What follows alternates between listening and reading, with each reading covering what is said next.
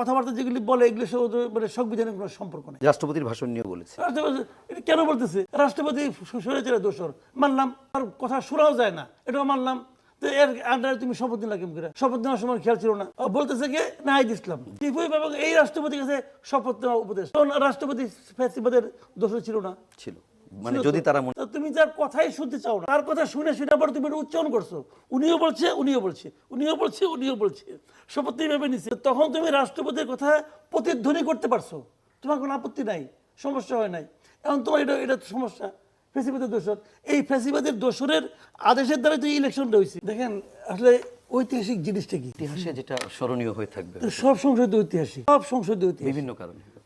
কোনো একটা সংসদের আপনি যে কোনো একটা সংসদকে বাদ দিয়ে ইতিহাস লিখতে পারবে? তাহলে সবই তো ঐতিহাসিক সংসদ কোনোটা।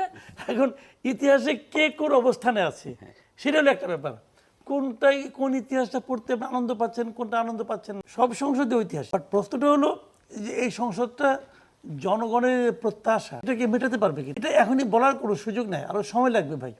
যেমন একজন সংসদ সদস্য আমাদের সঙ্গেই আছেন, মানে ওনাকে তো আমি পছন্দ করি, ওনার সঙ্গে আমি কথা বলতে পছন্দ করি, ওনার সমালোচনা করতে আমি পছন্দ করি, কারণ আমি জানি উনি সমালোচনা করে একভাবে জবাব কি গ্যারান্টি দিয়ে বলতে পারবে বাকি 299 জন ওনার মতোই হবেন। ওখানে ওনার চেয়ে বেটার আছে, আবার ওনার চেয়ে ইনফেরিয়র আছে, ওনার মতো যুক্তি দিয়ে কথা বলার লোক আছে, আবার একদম অযৌক্তিক কথা বলার লোক ওখানে আছে।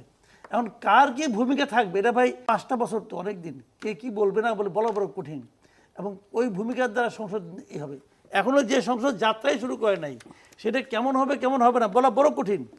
যেমন আমি নিজে মনে করতাম যে জামাত মোটামুটি একটা মানে ওই যে মানি না, মানবো না, ভাঙলাম, চললাম, চলে গেলাম, হাইটে চলে গেলাম, সংসদ বয়কট করলাম, একদিনও শান্তিতে থাকতে দিব না, এই যে বলবে, এই টাইপের দল জামাত না, এটা আমার কাছে মনে হয়। তারা সংসদে থাকবে, সংসদের সুযোগ সুবিধা নিবে, সংসদে বসে আর্গুমেন্ট করবে, এই টাইপের দল জামাত, এটা আমার ধারণা। কিন্তু তাদের সঙ্গে আবার এনসিপি আছে। এখন এনসিপি তো কথাবার্তা যেগুলি বলে এগুলো মানে সংবিধানের কোনো সম্পর্ক। রাষ্ট্রপতির ভাষণ নিয়ে বলেছে। এটা কেন বলতেছে?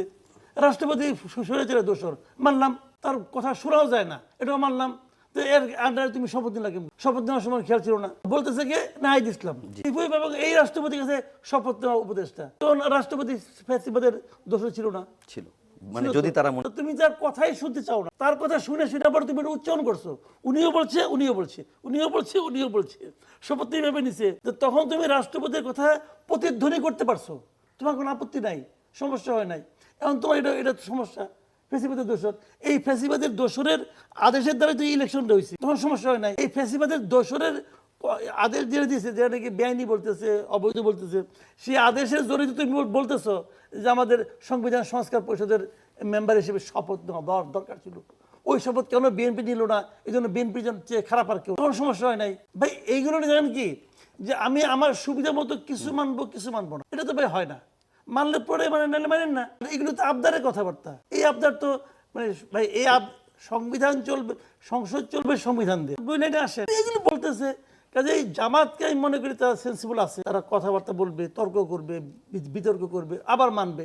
যেমন ধরুন বলছিলাম জামাতের এই তাহের সাহেব যে আমরা পুরো জুলাই সনদের প্যাকেজ চাই, এখন এর মাঝখান থেকে আপনি আমাকে ডেপুটি স্পিকার দিতে বলবেন এই দান দক্ষিণে নিব না, নিবে আপনি লেখে রাখেন, নিবে বলছে সংস্কার মানলে যদি সংবিধান সংস্কার পরিষদে তারা বিএনপি তার মতো করে সংস্কার করবে, জামাত ডেপুটি স্পিকার নিবে, তার আমি বললাম আপনি লিখে রাখেন। বলছে জুলাই সনদ খণ্ডিতভাবে মানবে। কি বলছেন আপনি দেখেন না ভাই, ডেপুটি স্পিকার হলো কি ইকুইভ্যালেন্ট টু মিনিস্টার, পূর্ণমন্ত্রী। দুইজন তারে মন্ত্রী পাওয়ার সুবিধা জামাত ছেড়ে দেব? জামাত কি ওই বিপ্লবী দল নাকি রে ভাই? আরেকটা মাসুদ কামাল ভাই যেটা বলছিলাম যে দেরি হচ্ছে নাকি সংসদটা একটু নাকি এরকমই?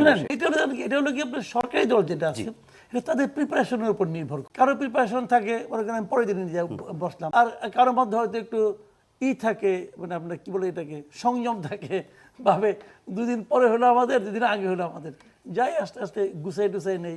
আর এই সংসদে অনেক নতুন নতুন এমপি হচ্ছেন, ওনারা সংসদের অনেক নিয়ম কানুন হয়তো জানেন না, এই জন্য দেখলাম একটা ক্লাসও ধরা নিল, ভালো এটা। কিন্তু ওখানে যে আওলা ঝাওলা করার চেয়ে একটু পড়াশোনা করে নিল, একটু প্রস্তুতি নিল, আমি এতে কোনো ক্ষতি দেখি না।